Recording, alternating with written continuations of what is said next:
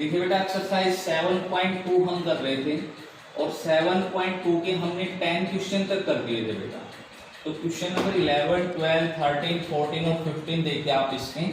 Question number 11 में कहते हैं 2x प्लस 1 का फैक्टोरियल अपॉन x प्लस 2 का फैक्टोरियल इंटू x माइनस 1 का फैक्टोरियल अपॉन 2x माइनस 1 का फैक्टोरियल। अगर ये 3/5 के इक्वल है तो आपको x की वैल्यू फाइंड आउट करनी है।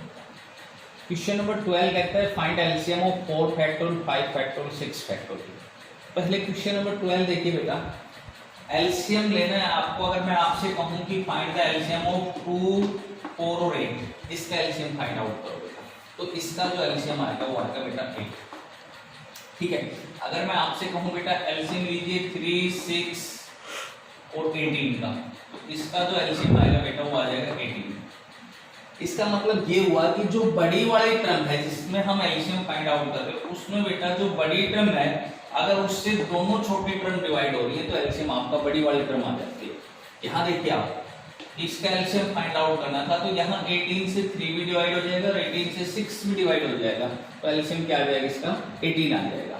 तो यहाँ इसका एलसीएम देखिए, तो यहाँ देखिए बेटा 6 फैक्टोरियल जो है इसको हम लिख सकते हैं 6 × 5 का फैक्टोरियल, और 6 फैक्टोरियल को हम लिख सकते हैं 6, 5 × 4 का फैक्टोरियल लिख सकते हैं बेटा। तो देखिए जो 6 फैक्टोरियल है बेटा उससे ये टर्म भी डिवाइड होगी भाई, 6 × 5 का फैक्टोरियल डिवाइड बाई 5 का फैक्टोरियल कैंसिल हो जाएगा, 6 पे चला जाएगा बाहर। और अगर इससे हम इस 4 फैक्टोरियल को डिवाइड करते हैं ये भी डिवाइड हो जाएगी क्योंकि इससे कैंसिल हो जाएगा।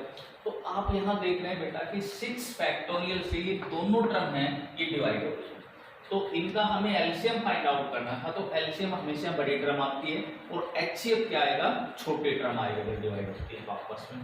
तो एलसीएम जो लेना है हमें, तो एलसीएम आएगा इसका बड़ी टर्म, तो एलसीएम आएगा 6 फैक्टोरियल, और 6 का फैक्टोरियल जो होता है बेटा वो 7.2 होता है। तो इसका एलसीएम जो आपका आ जाएगा वो 6 फैक्टोरियल 7.2 इसका एलसीएम आ जाएगा।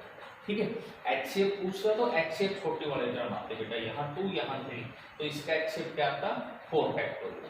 ठीक है, ये क्वेश्चन नंबर आपका 12 हो गया बेटा। 13 में देखिए, 13 कहता है n+1 का factorial is equal to 12n-1 का फैक्टोरियल। हमें n की वैल्यू फाइंड आउट करनी है बेटा। तो मैंने आपसे कहा था बेटा कि 5 का फैक्टोरियल होता है, वो 5 को एज इट इज करो, उस 5 में से 1 कम कर दो। अगर यहाँ रोकनी है तो इसका फैक्टोरियल कर दो, इससे आगे अगर सोल्व करना है तो ये एज इट इज 4, 1 इससे कम करो 3, इसका फैक्टोरियल। ये मैंने आपसे बताया था फैक्टोरियल खोलने का मेथड। तो यहाँ देखिए बेटा n+1 का फैक्टोरियल सोल्व करते हैं, तो n+1 का फैक्टोरियल हो गया, एक बार n+1 एज इट इज, 1 इससे कम कर दो बेटा, तो n+1 में से 1 कम करो, कितना आएगा n आ जाएगा। अब फिर इस n से 1 कम करो तो n-1 आ जाएगा। यहाँ रोकते हैं तो इसका कर दो यहाँ फैक्टोरियल, यहाँ रोकना है इसका कर दिया factorial is equal to 12n-1 का फैक्टोरियल। ठीक है बेटा, अब यहाँ n-1 के फैक्टोरियल से n-1 का फैक्टोरियल कैंसिल हो गए, तो आपके पास बचता है n+1 × n is equal to 12। ठीक है बेटा, तो यहाँ से आप आंसर या तो हीट एंड ट्रायल से लिखो। आप हीट एंड ट्रायल का मतलब ये हो गया बेटा कि कोई n की ऐसी वैल्यू ले कि दोनों की मल्टीप्लाई करें तो आपका 12 आंसर आ जाए। जैसे n आप 3 लेते हो तो 3 + 1 हो गया बेटा 4, और इंटू n को 3 लिया तो इज इक्वल टू 12, तो 12 इज इक्वल टू 12 आ गया। आपका आंसर आएगा बेटा यहाँ n इज इक्वल टू 3 आएगा। या तो आप ऐसे कर दो, या फिर आप इसका आंसर निकालने के लिए इसकी मल्टीप्लाई करो। ये हो गया n² + n is equal to 12। इसको लेफ्ट साइड ले जाओगे तो n² + n - 12 is equal to 0। इसके फैक्टर करोगे, प्लस के 4n माइनस का 3n - 12 is equal to 0। n common n+4, यहाँ से -3 common n+4 is equal to 0। तो यहाँ से एक रिजल्ट आएगा n+4 इज इक्वल टू 0, एक आएगा n - 3 is equal to 0। n यहाँ से -4 और यहाँ से 3 आ गया बेटा। अब n जो होना चाहिए था वो यहाँ होना चाहिए बेटा नेचुरल नंबर। ठीक है, n की वैल्यू नेचुरल नंबर लेनी थी, तो -4 नेचुरल में नहीं आएगा, तो आपका यहाँ से भी जो रिजल्ट आएगा वो क्या आएगा बेटा, n की वैल्यू 3 ही आ जाएगी। ठीक है, अब इसी तरह क्वेश्चन नंबर 14 देखिए आपका। 14 भी सेम हो गया बेटा, 13 12 13 दोनों हो गए यहाँ पे। 14 देखिए, 14 कहते हैं n+2 का factorial is equal to 2550 into n factorial. तो इस n+2 का फैक्टोरियल को सोल्व करो बेटा। एक बार n+2 एज इट इज, एक इसमें से कम कर दो, एक कम करेंगे तो n+1 बच जाएगा, फिर n+2 में से एक कम करो तो n+1 बच गया। अब इसमें से फिर एक कम करो, n बचेगा, यहाँ रोक दो, इसका factorial equal to 2550 n factorial. यहाँ n फैक्टोरियल से n फैक्टोरियल कैंसिल हो गया, तो आपके पास रिजल्ट आ गया n+1 into n+2 is equal to 2550। तो यहाँ दो ऑप्शन बताए बेटा मैंने, या तो इसकी मल्टीप्लाई करके फैक्टर करो, या हीट एंड ट्रायल से n की वैल्यू पुट करो कि हीट एंड ट्रायल से n की क्या ऐसी वैल्यू पुट करें कि इसका आंसर ही आ जाए। तो देखिए n को यदि हम ले लें, n को यदि 40 के आसपास लेके चले बेटा, तो 40 + 1 कितना हो गया 41, और 40 + 2 42, इसकी मल्टीप्लाई 2550 आनी चाहिए। तो करके देखो बेटा, 41 और 42 आईडी नहीं है जीरो क्योंकि तो आएगा यहाँ, तो 42 की 41 से मल्टीप्लाई करोगे तो 42 और 8 16, ये तो बेटा लगभग 1600-1700 के आसपास आई। n 40 से तो नहीं आ रहा। अब आप ये करो, n को 50 लेके देखो बेटा, n को 50 लेके देखो हीट एंड ट्रायल से। यदि n को 50 लेते हैं तो 51 और ये हो गया 52, इसकी मल्टीप्लाई आनी चाहिए 2550। तो 52 को 51 से मल्टीप्लाई किया, 52 10 26, ये तो बेटा 2652 आ गई, ये तो ज़्यादा आ गई इससे। तो इसका मतलब n 50 ज़्यादा हो गया, और कम करो इससे। n को यदि 49 करके देखते हैं, यदि n को 49 करते हैं तो 49 + 1 50 और 49 + 2 51, इसकी मल्टीप्लाई 2550 आनी चाहिए। तो ये 0 तो एज इट इज, 5 से करेंगे 5 और 5 × 5 25, बिल्कुल सही आ गई बेटा। ये दोनों सेटिस्फाई हो रहे हैं n = 49 के ऊपर। तो आपका जो आंसर आएगा वो n की वैल्यू क्या आ जाएगी बेटा 49 आ जाएगी। या तो हीट एंड ट्रायल से करो, या फिर आप इसके फैक्टराइजेशन से करो। फैक्टराइजेशन से कैसे करोगे, इसकी मल्टीप्लाई करोगे कि आएगी n² + 2n + n और +2 = 2550। तो ये आपके पास आएगा n² + 3n, इसको लेफ्ट साइड ले जाओ, -2548 = 0। अब इसके फैक्टर करोगे बेटा, तो इसके फैक्टर होंगे शायद 52 और 49 हो जाएंगे, 18 बिल्कुल ठीक है, यही आएंगे बेटा। तो प्लस का 52 होगा, माइनस का 49 होगा, माइनस का 2548 n कॉमन n + 52, यहाँ से -49 कॉमन n + 52, तो n की दो वैल्यू आएंगे, 49 आएगी, एक n - 52 आएगा बेटा।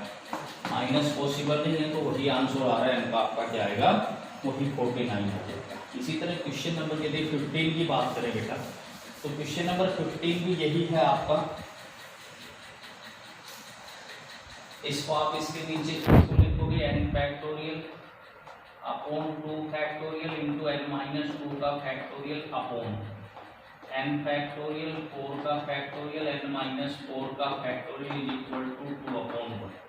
इसको सोल्व करके n फाइंड आउट करना है बेटा। ये हो जाएगा n फैक्टोरियल अपॉन 2 का फैक्टोरियल इंटू n - 2 का फैक्टोरियल, ऊपर आ गया 4 का फैक्टोरियल n - 4 का फैक्टोरियल अपॉन n फैक्टोरियल = 2/1। यहाँ n फैक्टोरियल से n फैक्टोरियल कैंसिल, 4 फैक्टोरियल को मैंने लिख दिया 4 3 2 का फैक्टोरियल, ठीक है बेटा। और ये n - 4 का factorial as it is upon 2 का फैक्टोरियल, इसको लिखो आप एक बार n - 2 एज इट इज, एक कम करो, इसमें से कम करेंगे तो -1 करेंगे तो n - 3 हो जाएगा बेटा, एक माइनस कर दिया, फिर इसमें से एक और माइनस करो, n - 4 हो जाएगा, यहाँ रोक दो, = 2/1। तो यहाँ n - 4 से n - 4 कैंसिल हो गया बेटा, 2 से 2 कैंसिल हो गया, तो ये आपका रिजल्ट आ गया बेटा 12/n - 2 इंटू n - 3 = 2/1। ठीक है बेटा। तो यहाँ से क्रॉस मल्टीप्लाई करोगे 2n-2 into n-3 is equal to cross multiply करा तो 12 आएगा। तो n-2 इंटू n-3 की वैल्यू 6 आती है। ये रिजल्ट आ गया कि n-2 और n-3 की जो वैल्यू आनी चाहिए वो 6 आनी चाहिए। ठीक है, तो आप n को यहाँ 5 रख के देखो D10 प्राइम से, n को 5 रखो बेटा तो 5 - 2 3 हो गया और 5 - 3 2 बचता है इज इक्वल टू 6। तो 6 इज इक्वल टू 6 आ गया। तो क्या रिजल्ट आ जाएगा बेटा, n की वैल्यू क्या आ जाएगी यहाँ 5 आ जाएगी। ठीक है, इसी तरह क्वेश्चन नंबर आप फर्स्ट को सोल्व करोगे बेटा। क्वेश्चन नंबर जो 11 था आपका बिल्कुल सेम करो आप इसको भी। इस 2x + 1 का फैक्टर को लिखो एक बार, 2x + 1 एक कम कर दो इसमें से 2x, फिर एक कम करो 2x - 1 यहाँ रोक दो आप इसको, इंटू x - 1 का फैक्टोरियल अपॉन इसको करो दो आप बेटा एक बार x + 2, एक कम करो इसमें से x + 1, फिर एक कम करो इसमें से x, फिर एक कम करो इसमें से x - 1 यहाँ रोक दो, इंटू 2x - 1 का फैक्टोरियल इज इक्वल टू 3/5। यहाँ 2x - 1 फैक्टोरियल से 2x - 1 फैक्टोरियल कैंसिल हो गया, x - 1 से x कैंसिल हो गया और x से x भी कैंसिल हो गया।